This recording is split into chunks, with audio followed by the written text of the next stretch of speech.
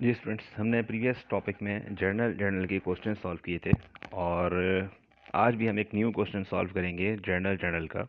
और एग्ज़ाम में क्वेश्चन इस तरह के फॉर्मेट से पैटर्न से भी आ सकता है, जैसे जर्नल जर्नल बना हुआ है और उसमें एंट्री भी सॉल्व हुई हुई है।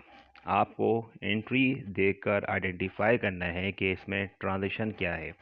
जैसे हमने प्रीवियसली जब हमने इक्वेशन सॉल्व की थी, तो इक्वेशन वाले चैप्टर में आपने देखा होगा कि हमने कभी कभी टेबुलर फॉर्म में इक्वेशन दी जाती थी और उस टेबुलर फॉर्म में इक्वेशन में से हमें ट्रांजेक्शन डिस्क्राइब करनी होती थी। जैसे अगर 50,000 कैश में लिखा हुआ है, 50,000 ऑनर क्लेम में लिखा हुआ है, तो आपको ये इन्फॉर्म करना होता था ऐसा क्या सेंटेंस हुआ, ऐसी कौन सी ट्रांजेक्शन हुई कि जिससे कैश में और कैपिटल में इजाफा हुआ। तो आज भी हमें क्वेश्चन इसी तरह सॉल्व करना है। चलो टॉपिक की तरफ बढ़ते हैं और टॉपिक को सॉल्व करते हैं। जर्नल जर्नल हमारा टॉपिक कंटिन्यू है और इसमें क्वेश्चन को देखते हैं। देखें, ये क्वेश्चन गिवन है। इस क्वेश्चन में हिंट के तौर पे पहली एंट्री यहाँ पे लिखी हुई है और नरेशन भी लिखी हुई है। जैसे for example 2015 January 1 cash account debit हुआ है 2 लाख रुपीज़ से और कैपिटल क्रेडिट हुआ है 2 लाख रुपीज़ से। और पहले इन्होंने फर्स्ट सेंटेंस में इन्होंने हिंट के तौर पे ये पहली एंट्री कंप्लीट करके दी हुई है आपको, ठीक है। और कहा हुआ है कि भाई ऑनर ने इन्वेस्ट किया कैश इन बिजनेस। तो आपने भी क्या करना है कि आपने हर एक एक सेंटेंस को जो है वो इसकी नरेशन देख के कंप्लीट करना है। तो सपोज़ करें अगर एग्ज़ाम में ऐसा क्वेश्चन आता है कि जिसमें आपने कोई एंट्री को देख के आइडेंटिफाई करके उसका सेंटेंस लिखनी है, उसका ट्रांजिशन लिख के दिखाना है आपको, तो आपको ये भी आना चाहिए कि इसमें, क्योंकि इसमें आइडेंटिफाई करना होगा कि विच अकाउंट इज़ डेबिटेड, कि भाई ये अकाउंट एसेट्स का है, लाइबिलिटी का है, ऑनर इक्विटी का है, कौन सा अकाउंट है। तो देखें, पहली एंट्री में कैश डेबिट हुआ, कैपिटल क्रेडिट हुआ, इन लोगों ने सेंटेंस लिखा है owner invested cash in business. I mean ठीक है ये, क्योंकि ऑनर ने कारोबार में कैश इन्वेस्ट किया होगा जिससे बिजनेस में कैश में इजाफा हो गया, ऑनर क्लेम में इजाफा हो गया, एसेट्स बढ़ रहा है, कैश बढ़ रहा है और कैपिटल बढ़ रहा है। तो अब नेक्स्ट एंट्री सॉल्व करते हैं। देखें, नंबर 2 में कहते हैं कि supply date second January 2 supplies account debit 10,000 and cash account credit 10,000 से। अच्छा, रिमेंबर कि अब सप्लाईज अकाउंट डेबिट कब होता है? जब बिजनेस में एक एसेट परचेज करके लेकर आए, कारोबार के लिए एक एसेट खरीद है और वो सप्लाईज खरीद है, सप्लाईज अकाउंट डेबिट हुआ है। और कैश अकाउंट क्रेडिट कब होता है? जब हमारे बिजनेस से पैसे एसेट्स कम होते हैं, यानी कैश क्रेडिट हो गया, एसेट्स कम हो गया। Supplies debit and cash credit, यानी कि एक एसेट बढ़ रहा है और एक एसेट कम हो रहा है। तो अब ऐसा मैं इसका सेंटेंस क्या लिखूं टू रिकॉर्ड में, इसकी जो है वो नरेशन क्या लिखी जाए कि जिससे ये मालूम हो कि यहाँ पे क्या सेंटेंस है। तो रिकॉर्ड क्या लिख सकते हैं हम? Purchased supplies for cash. Purchased supplies for cash लिखेंगे तो ये आपका सेंटेंस कंप्लीट हो जाएगा। आपको इस एंट्री की नरेशन के मार्क्स मिल जाएंगे।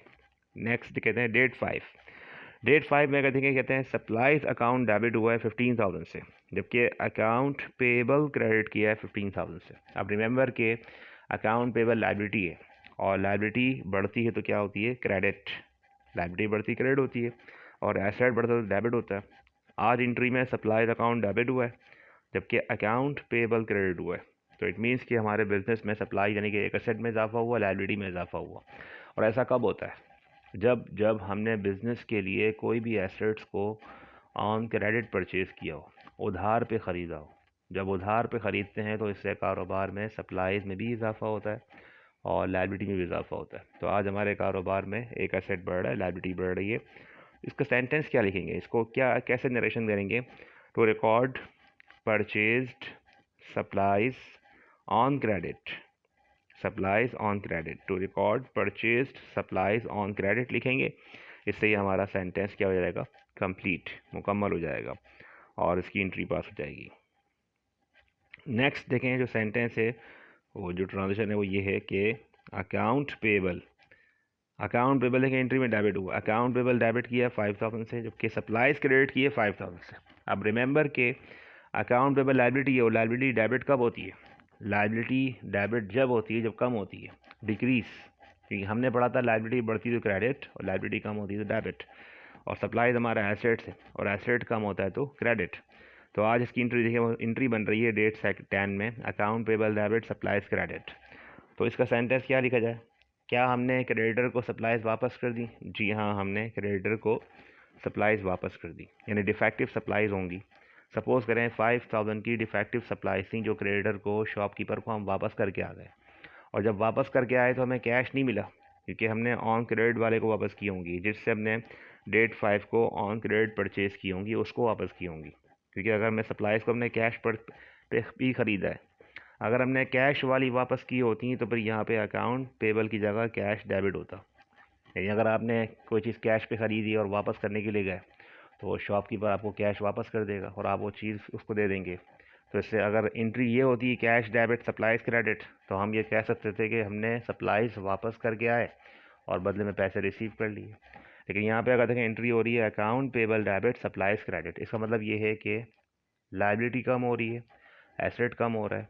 और लायबिलिटी कम जब होती है जब हमने उसको क्रेडिटर को डिफेक्टिव चीज़ वापस कर दी होगी, या तो हमने पैसे अदा कर दिए होंगे तो हमारी लायबिलिटी कम होती है, या फिर हमने डिफेक्टिव चीज़ किसी क्रेडिटर को वापस की हो तो फिर इससे भी हमारी लायबिलिटी क्या होती है, कम होती है। तो इसकी एंट्री क्या बनाएंगे, account payable debit supplies credit. Sentence क्या लिखेंगे इसका, to record some defective supplies returned to creditor.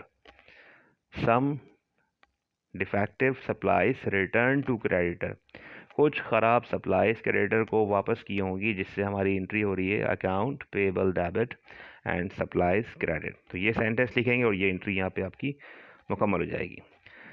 देखिए नेक्स्ट एंट्री में कहते हैं कि cash debit and capital credit. अच्छा, कैश डेबिट कब होता है, याद करें, कैश हमारा एसेट है और एसेट डेबिट जब होता है जब एसेट बढ़ता है। कोई भी एसेट जब बढ़ेगा तो क्या होगा, डेबिट होगा। एसेट्स को बढ़ाने के लिए डेबिट करते हैं, और जो कैश अकाउंट डेबिट हुआ है ये प्रोवाइड किसने किया है, ऑनर ने प्रोवाइड किया है, इससे कैपिटल में इजाफा हो रहा है। तो एंट्री हो रही है कैश डेबिट कैपिटल क्रेडिट। तो आपने क्या लिखना है, सेंटेंस बताइए। यानी ऑनर ने कारोबार तो नहीं शुरू किया होगा, कारोबार तो शुरू किया हुआ है।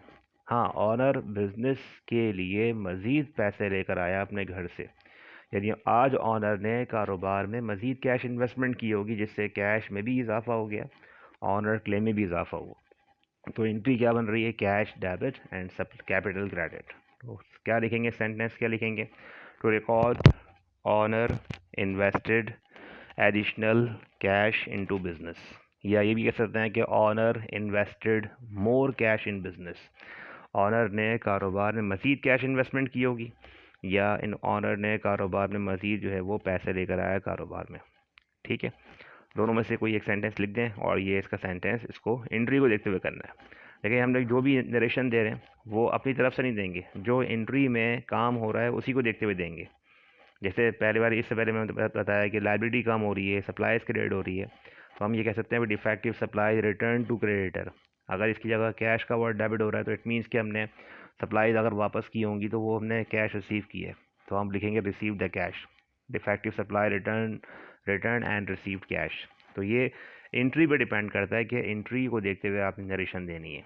कल तक हमें क्वेश्चन में ट्रांजिशन दी जाती थी, तो उन ट्रांजिशन को, सेंटेंस को पढ़कर हम क्या करते थे, एंट्री पास किया करते थे।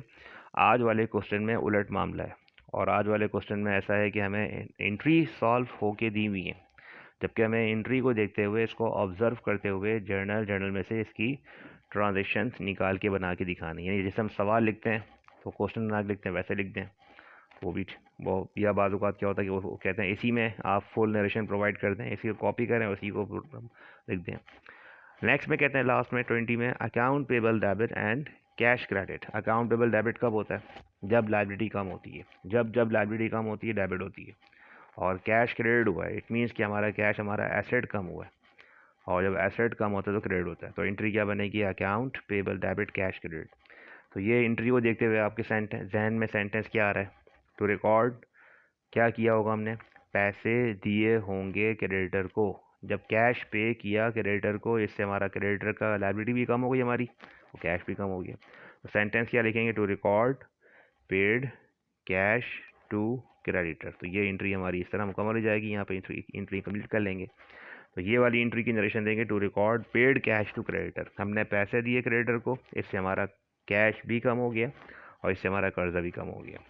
ठीक है, तो क्वेश्चन को रिवाइज कर लें एक दफ़ा, दोबारा इसको पढ़ समझ लेते हैं कि हमें क्वेश्चन गिवन था, उस क्वेश्चन में हमें पहले सेंटेंस की नरेशन बतौर हिंट दी हुई थी कि आपने इस तरह से जर्नल पहले कॉपी कर लें, पूरा दोनों पेजेस पे पहले कॉपी कर लें, और कॉपी करने के बाद एंट्रीज भी कॉपी कर लें, और एंट्रीज कॉपी करने के बाद नरेशन अपने पास से प्रोवाइड करके दिखा दें और हर एक एक एंट्री पे एक एक मार्क्स लेते जाएं।